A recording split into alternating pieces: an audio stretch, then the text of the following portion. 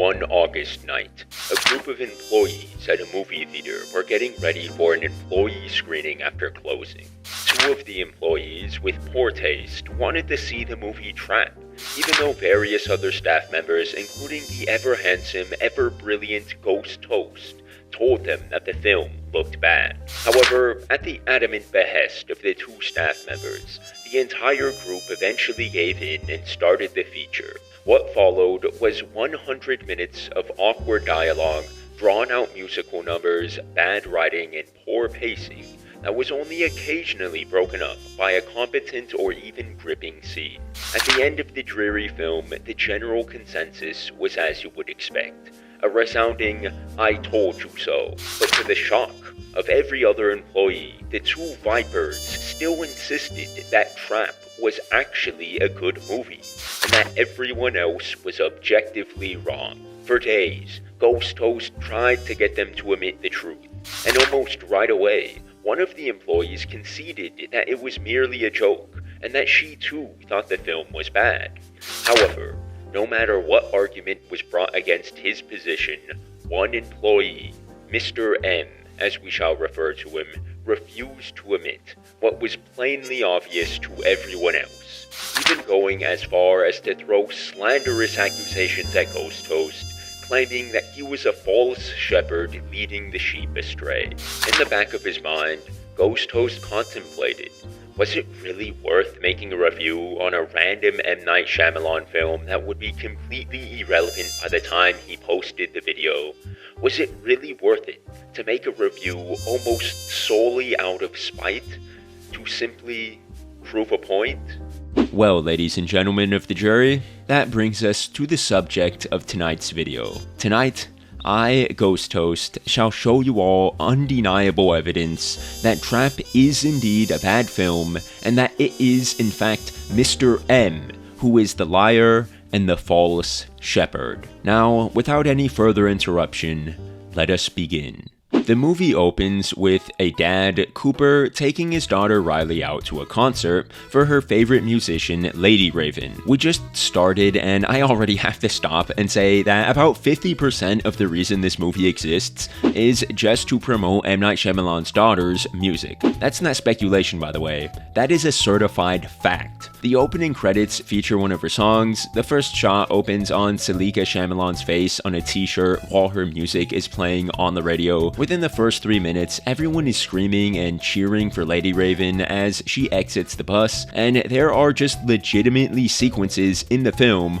where there are multiple minutes dedicated to essentially just listening to Salika's songs, with tiny actions done by Cooper to try to make it seem like there is still a story here, and that the whole point of the scene is to not just promote Salika Shyamalan's music. Now, look, I get it, bro. You're helping your daughter out, and it just so happens that you are a famous movie director who has the ability to make a film that can really help your daughter's music career take off. A lot of dads in your position would probably do the same thing if they could.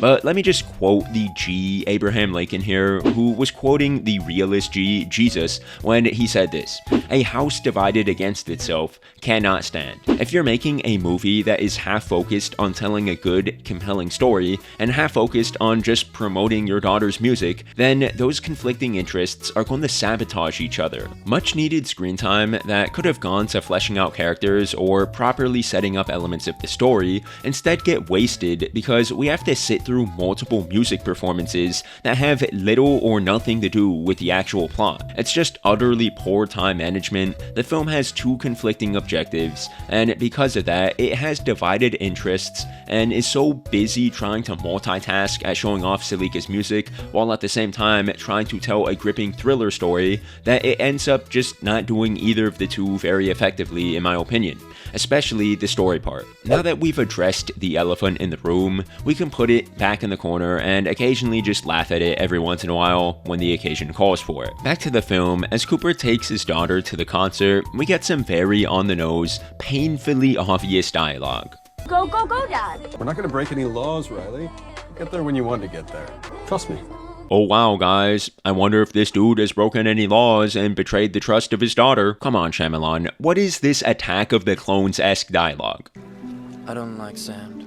So the duo gets to the arena, and Cooper starts to notice the heavy police presence at the concert. I mean, he shouldn't really have anything to worry about though. He's not breaking any laws, guys. Of course, next up, we get 2 minutes of Lady Raven's performance without any dialogue, character development, or plot progression. Now, don't get me wrong, I don't hate the music. I actually thought that a couple of the songs were pretty good. It's just the fact that there are almost as many song segments here as there were in Joker 2, and these ones surprisingly do even less for the plot than the musical numbers in that movie did, which is really saying something. Anyways, Cooper goes to the bathroom, he opens up his phone to see some guy trapped in a basement, and it is then that Cooper's true identity is revealed. He is a serial killer known as the Butcher. He sees some old lady in the men's restroom who mysteriously disappears, and while he's leaving the bathroom, we can see that an ungodly amount of police and SWAT show up to surround the arena. Bro, who do they think this Butcher guy is? John Wick? Thanos? I honestly don't think that it's a stretch to say that there would not have been this much law enforcement deployed if they knew Osama bin Laden was in the arena. Yet I'm supposed to believe that one serial killer warrants an entire army to be sent after him? Who's running the police for this city? Commissioner Gordon snorting the galaxy gas in Gotham Hotel? Well, then get every cop in the city down there now. Off duty, on duty, I don't care. Lady Raven tells the crowd about how her dad left her when she was 7, but that she envisioned him standing in front of her and told him that she released him or whatever, like he was a Pokemon or something. And then she tells the audience to picture someone that hurt them and do the same. Wow, Shyamalan, not that cool to leave your daughter when she was like 7, bro. We then get another multi-minute long music number. If you've been counting, that's already 2 within the first 15 minutes of this movie. Yes, we're only 15 minutes into the movie. Less if you don't want to count the opening credits, and we have already had 2 different music numbers that provide nothing of substance, taking up about a third of the runtime so far. Brilliant pacing, Shyamalan. Cooper and Riley try to buy some Lady Raven merch, and Cooper quickly befriends. Come do that one again. Cooper and Riley try to buy some Lady Raven merch, and Cooper quickly befriends one of the employees named Jamie. Not that dude from the Progressive commercials. Although, to be honest, this Jamie is just about as oafish as that Jamie, because Cooper asks him why there are all these police at the concert, and Jamie just immediately spills the top secret beans that the concert is a trap for the Butcher. Like, I know he was probably thinking that there was no way the one person who asked him was going to be the guy that they were after, but still, all of the employees were given strict orders by the FBI not to tell anyone about this trap. And furthermore, Cooper matches one of the potential descriptions of the suspect, which is a middle-aged white male.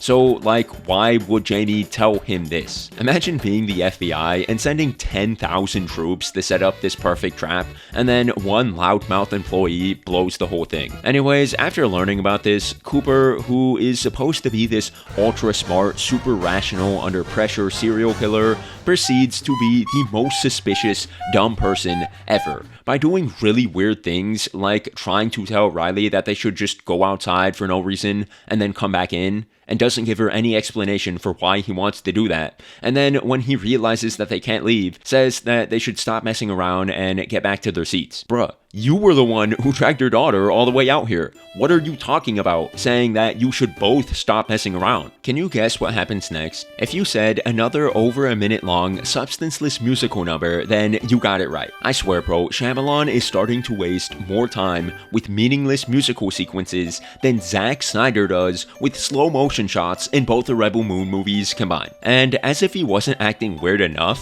when Cooper sees that there's a hole in the ground from where Parker, a featured artist, comes out of, he tells Riley that they should go down the hole and see where it leads. Dude, I know you're stressing out right now because you're trapped inside of this concert, but later in the film, the FBI all glaze this man more than NFL commentators glaze Patrick Mahomes, saying how he's this super calculated, calm in the face of pressure criminal mastermind that won't make mistakes, yet bro is acting completely nervous, weird, and awkward. Like, what kind of rational, normal person asks their daughter if they want to climb down some random hole in the floor and explore the underground tunnels of the arena. Riley rightfully shoots down Cooper's proposal, calls it weird, and asks him why he's acting so strangely. Mr. M, is this the logical character writing, non-awkward dialogue, and competent pacing that you would expect from a decent film? If I haven't convinced you of your error yet, then don't worry, because we are just barely scratching the surface of what makes Trap a bad movie. Cooper goes to get Riley a t-shirt from his new friend Jamie, and Jamie continues to make monumental blunders by bringing Cooper into an employees only area instead of just grabbing the shirt for him, doesn't notice Cooper swipe his key, like did he think Cooper just lovingly caressed his cheeks for no reason, and even tells Cooper the secret code word that all of the employees are supposed to use if they are questioned by the police. Jamie, what are you doing, brother? This dude might actually be dumber than Jamie from the Progressive commercials. He's giving Patrick Star a run for his money right now. I also have to just point out this stupid little detail. When Jamie cuts a box open, he hands Cooper the X-Acto knife, and since we know Cooper's the butcher, it's supposed to be this sort of tense moment like, oh no, is Cooper going to kill him with the knife? Oh no, like, oh, he gave the serial killer a knife. But then, like, nothing happens and Cooper just hands it back to him. I have to ask though, why did Jamie even hand him the knife in the first place? Dude could have just put it on the table, or put it in his pocket, or clipped it to his pants, or just held onto it while he searched through the shirts. There was absolutely no reason to hand this rando a knife. Jamie is just not a real human being, bro.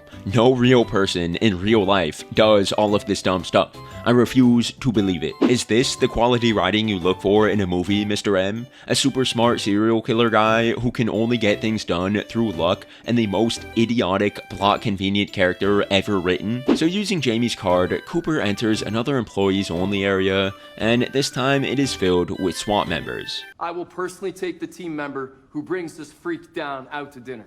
Shyamalan, why is this line in the film? It never comes back to mean anything at any point, and it just comes out of nowhere. Where do you guys keep the sugar? Here, you can use my stash. Wow, look at that. Cooper gets bailed out by pure plot convenience once again. Such a well-written movie with no mistakes or flaws that deserves a 101% on Rotten Tomatoes and a 2-hour standing ovation. I will take a moment to finally talk about something positive in the film. Josh Hartnett's performance is actually pretty impressive. He perfectly switches between fun-loving dad and psychopathic, cold-blooded killer in an instant, and it's clear that he was doing his best to work with a lackluster script. For what he's given to work with, Hartnett is brilliant as Cooper, and his acting is far and away one of the best aspects of the film, in my opinion. Alright, and now that I've given the movie a small crumb of props, it's time to get back to dunking on it harder than LeBron James dunked on Jason Terry. Cooper gets stopped in the middle of the hallway by the mom of one of his daughter's friends. The girls had some beef going on, so the mom wanted to talk things out with Cooper, but when he tells her that they could just wait until another time, she randomly yells and grabs him like she's Harry Osborn in The Amazing Spider-Man 2. This loud argument draws the attention of two nearby police officers, but the luckiest man on the gosh freaking darn planet Cooper gets bailed out because some rando acts like a sussy baka and draws the attention of all the units in the area. Dude, if it were not for plot convenience, this super smart serial killer guy would have been cooked several times by now. Almost nothing Cooper does that involves his smarts leads to anything in the movie. Most of the time, he just gets bailed out by lazy plot conveniences, and it's just frustrating to watch. Well, frustrating unless you're Mr. M and apparently you just enjoy watching characters do nothing of significance and randomly getting saved by stupid plot contrivances. Like, if you're him and you enjoy those things, then you know what, maybe you would actually like Trap. Maybe you would think Trap is Citizen Kane, Citizen Trap, the greatest movie of all time. Our person won't panic. Wrong. Except he will though. Like, throughout this movie, Cooper panics a bunch, so this profiler lady is just blatantly wrong. Cooper overhears that they know he has a tattoo of a rabbit on his wrist, so he steals a slap bracelet from the person in front of him. Wow, guys, 1 billion IQ play there. There's no way anyone will recognize him now. I mean, bro just went off the grid with that Galaxy Brain play. I didn't realize this was Jason Bourne we were dealing with here. Seriously though, not only does this like never come into play in the movie later, but dude, you realize that if you get stopped by the police, they would, I don't know, just simply remove the bracelet from your wrist and see the tattoo. Like, this is supposed to be another lame attempt to show how smart this guy is, but once you think about it for less than 2 seconds, you realize how little this actually does to keep him hidden. It's not that clever, bro. Dad, you keep leaving. I know. After this, I won't leave you. Bro, what is this NPC dialogue? So after realizing he can escape, Cooper comes up with the idea that most people would have had years ago, and he decides to pull the fire alarm and escape in the middle of the chaos. However, as if he were in some kind of poorly written movie or something, the FBI profiler lady says over the radio that the suspect will try to use the fire alarm and the mass panic to escape, and when that happens, to only let women and children through. Now, guys, I don't think you have to be Albert Einstein here to figure this one out. But let me ask you all a simple question. If 20,000 people believed that there was a fire in the building and all of them were trying to get out in a crazed rush, do you really think that maybe 200 guards would be able to neatly filter out all the women and children and be able to keep all of the men trapped inside? Bro, either they are going to get overpowered in seconds, or they would have to use their weapons to keep people trapped inside of the building, in which case the police and SWAT would essentially have to slaughter dozens, if not hundreds of innocent civilians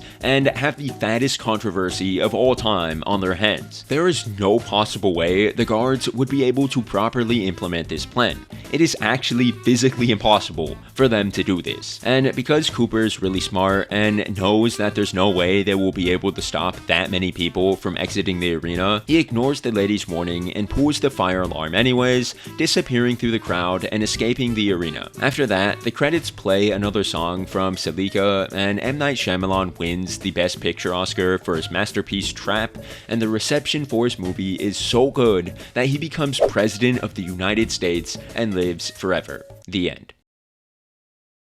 Yeah, none of that happens. This super smart serial killer who got glazed more than Patrick Mahomes just believes that they would be able to stop a mob of 20,000 panicked, crazed people fighting for their lives and decides to just not pull the fire alarm. Cooper is not smart, bro. I don't care what anyone says. This dude is not like the smartest serial killer of all time. This dude is the dumbest. After this, Cooper triggers an explosion in a kitchen in order to draw the guards away from a roof access door, and he tries to escape on the roof, but to his surprise, there are SWAT members up there as well. They ask Cooper for the password for employees, and because Jamie was an absolute idiot, Cooper gives them the right answer. The SWAT guy then asks for his card that they gave all the employees at the briefing, and Cooper just about poops his pants. The calmest man under pressure looks as white as a ghost, but in typical Cooper fashion, he gets absolutely bailed the turtleneck sweater out because the apron he stole just so happened to have an employee's wallet in there, which had the employee's card given to that employee at the briefing. This is just such a first draft script, bro. My screenwriting professor would have had an epileptic aneurysm induced by hepatitis Z if a student turned in a script with this many plot conveniences in it. I'm not joking. She might have legitimately thrown a student out of the class if they wrote a script like this. Honestly, this script is so poorly written, she might have just straight up murked the guy who wrote it in the middle of class. How is this a major motion picture? How does Mr. M think that this kind of writing is what constitutes a good movie? Anyways, Riley tells her dad that she hopes she gets picked as the Dreamer Girl, who apparently gets to play Minecraft with Dream, and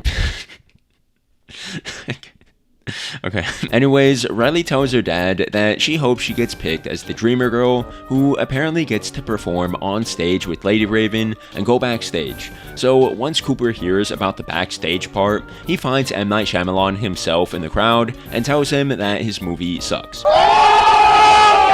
Just kidding. He tells him that his daughter is a super huge fan and just went through leukemia, but that it would be super special for her if she got picked as the Dreamer Girl. M. Night falls for this clearly fake story and rigs the selection so that Riley is chosen as the Dreamer Girl. Bruh, this dude got bamboozled worse than SpongeBob and Patrick did in the chocolate episode. How did he not know what Cooper was doing? Bro literally walked up to him, told him a sad story about his daughter, told him that she wanted to be the Dreamer Girl, and then walked away. It's so obvious. Also, M. Night apparently plays Lady Raven's uncle in this movie, even though he's her dad in real life, so that's just weird. Weird. Like, instead of Uncle Grandpa, I guess he's just Uncle Dad guy. So after a few more sequences, basically dedicated to listening to Seliga's music, Riley gets to sing and dance with Lady Raven. Some contrived plot convenience BS happens again to save Cooper from being caught. Riley's friend and her mom in the crowd see that Riley goes on stage as the Dreamer Girl, and they like freak out for some reason, and the mom calls her daughter a little beast and then starts dancing really weirdly. Like, what the heck? Why? What?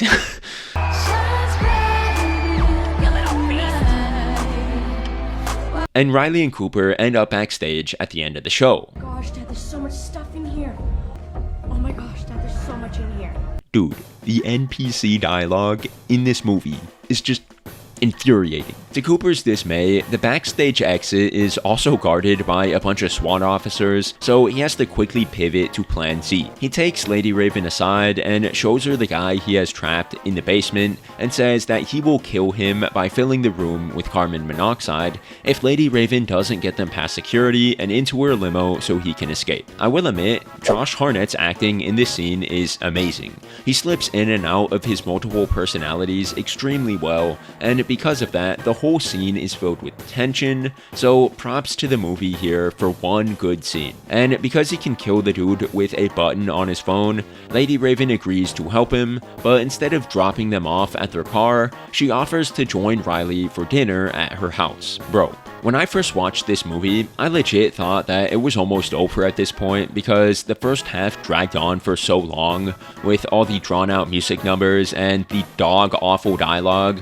but unfortunately, we still have quite a bit of this movie left. Like, I thought we were supposed to be done when he escaped the arena. Wasn't that the whole point of the movie? Like, that was the point of the film.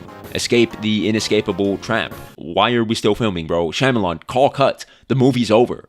No, please, stop. No, please. When they get to Cooper's house and start eating, Lady Raven brings up the butcher to Cooper's wife and talks about how they were able to track him because of a partial receipt left at one of the crime scenes that indicated he bought tickets for her concert. Cooper cuts her off and passively aggressively tells her to leave his house, but she wants to play one more song on the piano with Riley before she goes. After they're done playing the song, Lady Raven snatches Cooper's phone to take a selfie with Riley and then immediately runs into the family's bathroom with the phone and locks herself in there. Bro, this scene is so stupid. When she takes the phone, Cooper obviously asks her to give him back his phone, but for some reason, when she steals it and hides in the bathroom, again, with his phone, like she stole his phone and then sprinted into the bathroom and like is locking herself in there, the entire family thinks Cooper is weird for aggressively asking for his phone back. Dude, she stole his phone and then locked herself in the bathroom.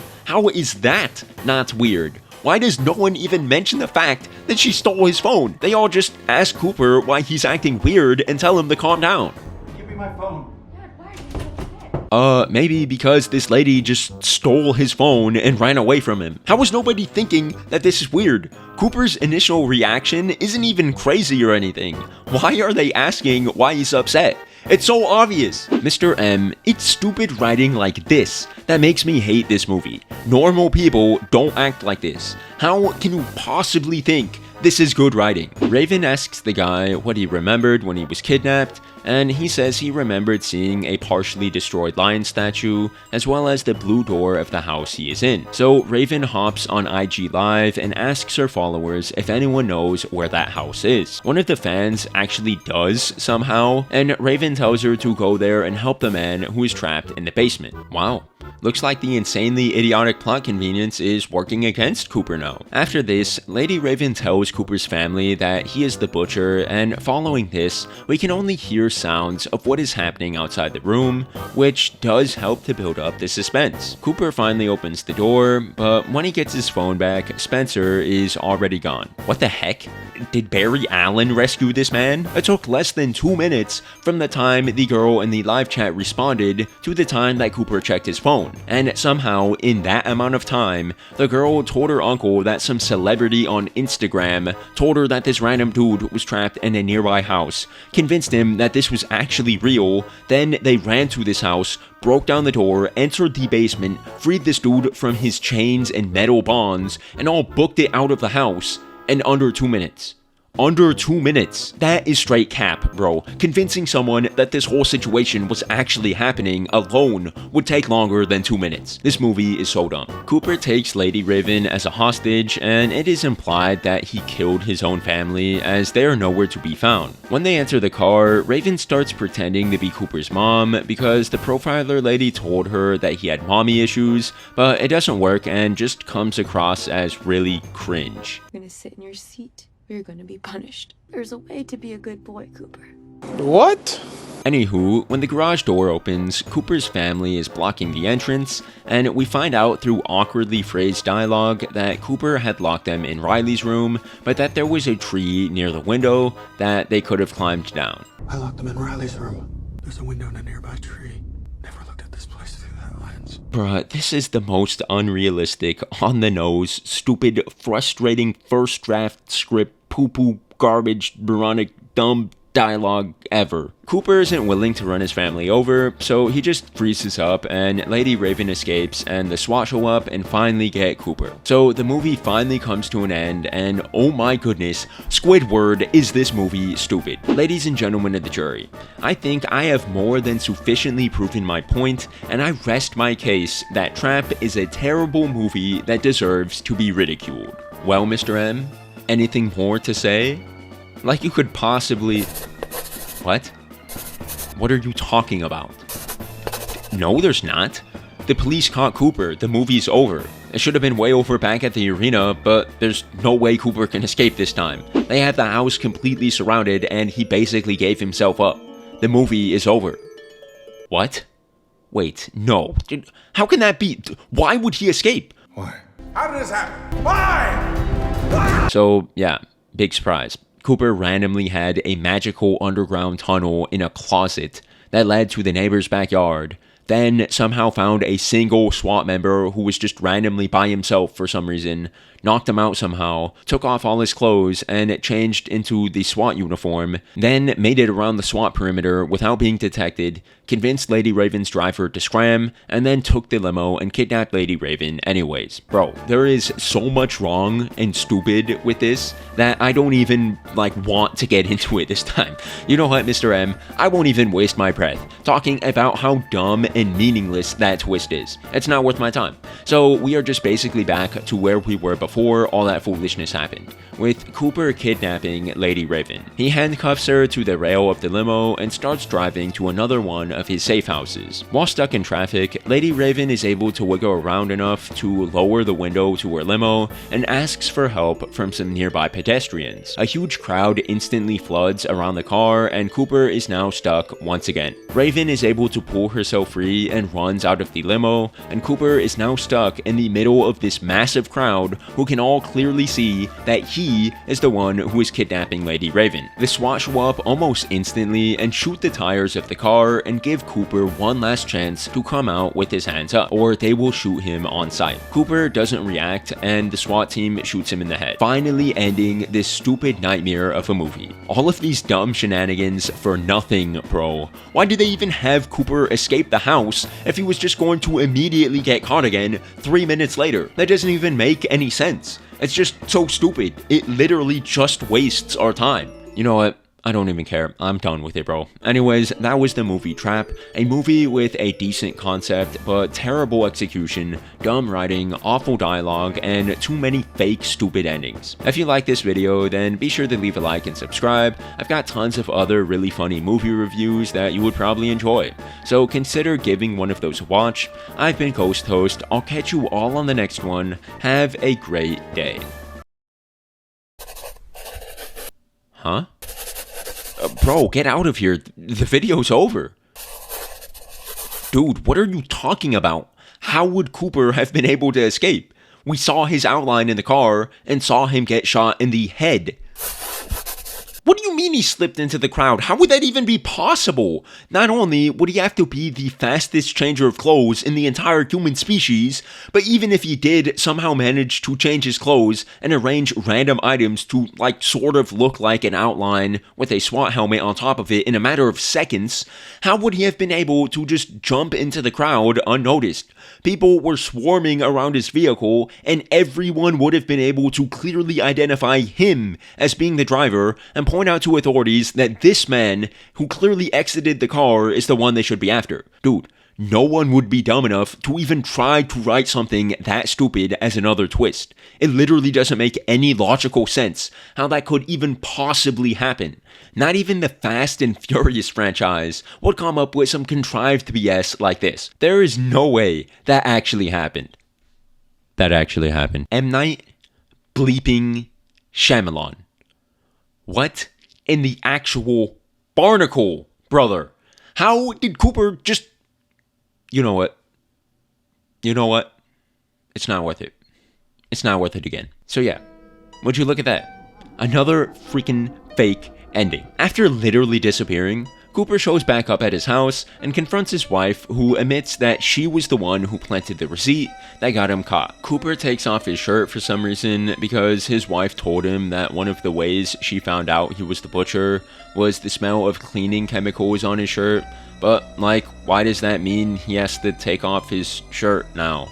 That was before, why is he taking it off now? He now plans to kill her, but she suggests that they finish eating Riley's pie before he does, and Cooper stupidly agrees for no reason. Again, that seems to be a theme in this movie. No reason. As Cooper and his wife sit down, talking about stuff like how she found out and why Cooper turned out to be a serial killer, he starts to realize that she poisoned the pie with some of the stuff that Cooper used to incapacitate his victims. But it doesn't knock Cooper out somehow because he's super strong or something, I guess. It just makes him weary and wobbly, but it doesn't knock him out. So then Cooper goes to kill his wife, but his dead mom shows up and starts talking to him from the doorway. Cooper starts walking towards her, but gets ambushed by two SWAT guys with tasers, but that also somehow doesn't knock him out, and he ends up tackling one of them and puts his thumbs through his eyes. Bro, how is this man still conscious and functioning right now? He gets hit with another taser from the other officer, and finally the profiler lady,